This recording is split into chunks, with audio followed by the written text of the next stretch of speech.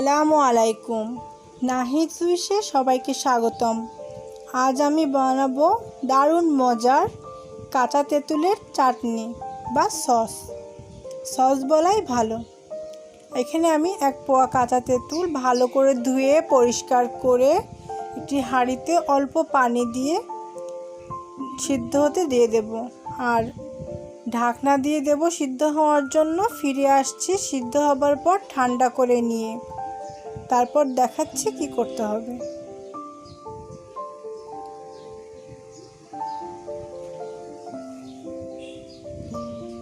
তেঁতুল সিদ্ধ হয়ে গেছে, একদম নরম মোমের মতন গলে গেছে। আর এটাকে আমি চটকে ভালো করে মিহি করে নিচ্ছি, যাতে এর মধ্যে সব কাঠগুলো পানির সাথে মিশে যায়। যেটুকু আঁশ বা ছাবড়া হাতে বাঁধবে সেটা হাত দিয়ে চিপে তার নিয়ে ফেলে দিতে হবে, এবং এটা ভালো করে চটকায় নিতে হবে যেন ভেতরে কাঁচা তেঁতুল রয়ে না যায়। যেহেতু খোসাসহ দেওয়া, তাই এখানে আঁশের পরিমাণ বা ছাবড়ার পরিমাণ একটু বেশি।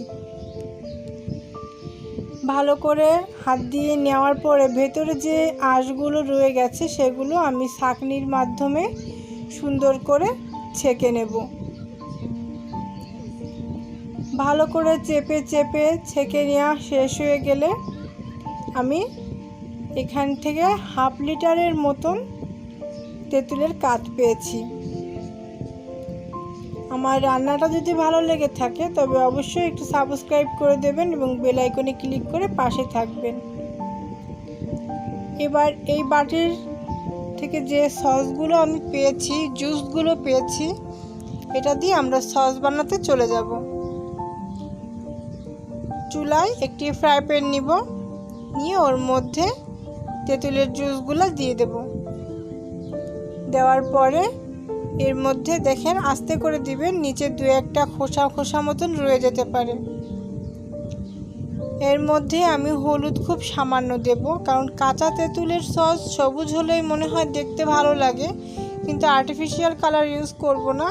আর হলুদের পরিমাণটা অনেক দিয়ে এর রঙটা নষ্ট করব না, হালকা থাকবে। এবং ঝাল বেশি খেলে ঝালের গুঁড়া বেশি দেবেন।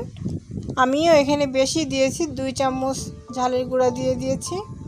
দিয়ে আমি এটাকে হাত দিয়ে ভালো করে নেড়ে চুলাটা আমি জ্বালিয়ে দেব।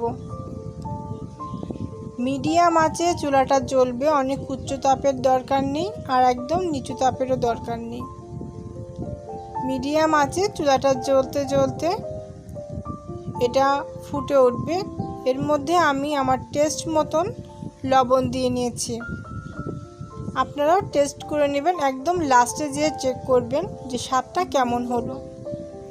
এটা আমি হট সস করেছি, মানে ঝাল বেশি হবে, টক হবে, এর মিষ্টত্বটা কম থাকবে। মিষ্টিটা আমি ব্যালেন্সের জন্য দিয়েছি।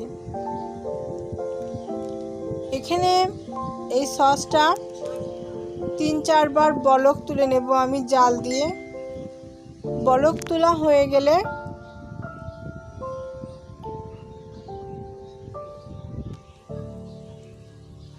আস্তে বলকটা উঠুক। খুব জোর করে বলক ওঠানোর দরকার নেই, মিডিয়াম আঁচে রান্না করতে হবে যেহেতু। পাশে আমি এটাকে ফোড়ন দেব, তার জন্য কিছু মশলা গুছিয়ে নিচ্ছি। আর মাঝে মাঝে একটু নাড়াচাড়া করে দিবেন, আশেপাশে তলায় যেন এর কাঠটা ধরে না যায়, লেগে না যায়, এজন্য একটু নাড়াচাড়া করে দেবেন। এবার এর মধ্যে আমি 3 টেবিল চামচ চিনি দিয়ে দেব। দিয়ে আমি একটু নাড়াচাড়া করে আমি আরও একটু জাল দেব। এর মধ্যে চিনিটাও গলে যাবে এবং চিনি থেকে বাড়তি পানি ওটাও শুকিয়ে যাবে, ভালো করে ফুটে উঠবে। সুন্দর করে ফুটে ওঠার পরে এরকম নেড়ে একে গায়ে লাগতে দেওয়া যাবে না, পরিমাণে একটু কমে যাবে। পুরো যে সসটা আপনারা দেখেছেন, যে জুসটা দেখেছেন, যেটা থেকে আমি তেঁতুল থেকে বের করেছি, ওটা সম্পূর্ণ থাকবে না, কিছুটা কমে আসবে। দেখেন কিভাবে বলক উঠছে। এভাবে কিছু সময় সসটা আমি নিজে থেকে বলক উঠতে দিব। যতটা জাল হবে ততটা টেস্ট হবে। আর এটা যেটা আমি যেভাবে বানাবো এইভাবে বানিয়ে 1 সপ্তাহ মতন আমি ফ্রিজে রাখতে পারবো। বাইরে রাখাটা একটু রিস্কের হবে। আমরা বাজার থেকে অনেক সময় বা ঘরে বসে ভাজা পোড়া কিনে সস দিয়ে খাই। বাইরের সসটা অনেক হার্মফুল, ঘরে বানিয়ে নিলে ভালো হয়। এখানে আমি 2 টেবিল চামচ পরিমাণ ধনেপাতা ও পুদিনা পাতা কুচি করে নিয়েছি এবং কাঁচা ঝাল মিহি কুচি করে নিয়েছি, সেটাও দিয়ে দিলাম। যদি এটা না দিতাম তাহলে হয়তো বাইরে রাখা যেত। এখানে আমি বড় একটা সাইজের দেশি রসুন কুচি করে 4টা শুকনো ঝাল কুচি, 1/2 চামচ মিষ্টি জিরা এবং 1/2 চামচ জিরা আমি বাগার দিয়ে নিচ্ছি পাশের চুলায়। ভেজে রসুনগুলো যখন একদম ব্রাউন হয়ে যাবে, লাল মতন হয়ে যাবে ভাজতে ভাজতে, এখানে আমি অবশ্যই সয়াবিন তেল ব্যবহার করেছি। আপনারা চাইলে সরিষার তেল ব্যবহার করতে পারেন, সমস্যা নেই। এখানে যখন ফুটে উঠেছে ঠিক সেই সময় আমি পাশের চুলা থেকে ভাজা ওই মশলাগুলো এর মধ্যে ঢেলে দেব। দিলে এতে আলাদা একটা স্বাদ আসবে, একটা ফ্লেভার আসবে। আপনারা চাইলে টালা জিরা আর মিষ্টি জিরাটাও গুঁড়ো করে, শুকনো ঝাল ঢেলে গুঁড়ো করে দিতে পারেন। আর এভাবে ভেজেও দেওয়া যায়, দুইটাই 2 রকম স্বাদ আসবে। যেহেতু এটা আমি তেলে ভাজা পোড়া খাবার খাওয়ার জন্য সসটা করেছি, আমি এভাবেই দিলাম। সেই সাথে পুদিনা পাতা আর ধনে পাতার ঘ্রাণটা আপনাকে মাতিয়ে রাখবে। অসাধারণ সুস্বাদু। আমার তো রান্না করছিলাম আর মুখে পানি চলে আসছিল, এত টেস্টি। এবার আমি বাগারটা দিয়ে দিলাম, তেল সহ দিয়ে দেব। তেলের পরিমাণ 1 টেবিল চামচ হলেই হবে, খুব বেশি হলে 2 টেবিল চামচ, বেশি দেওয়ার কোনোই প্রয়োজন নেই, কারণ এটা হচ্ছে সস। যদি চাটনি হতো তাহলে একটু তেলের উপর হলে হয়তো ভালো হতো, তেল কম হলেও সমস্যা হয় না। সসে বেশি তেলের প্রয়োজন হয় না, বাগার দেওয়ার জন্যই দিলাম। রসুনের যে একটা ফ্লেভার ভাজার, তার দেওয়ার পরে অসাধারণ একটা টেস্ট চলে এসেছে। আমার সসটা কিন্তু হয়ে গেছে।